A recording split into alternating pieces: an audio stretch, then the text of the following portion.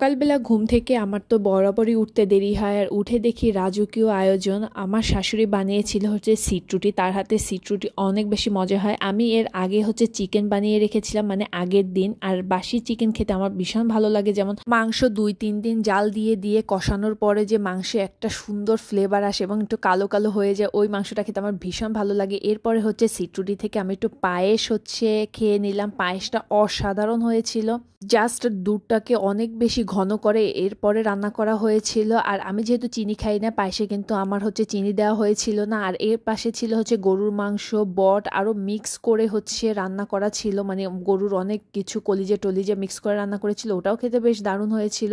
আমি একটা রুটি তুলে রেখেছিলাম, কারণ আমি 3টা নিয়েছিলাম সাহস করে, বাট আমি 3টা খেতে পারিনি, 2টো খেয়েছি যেহেতু আমি অনেক কম খাই।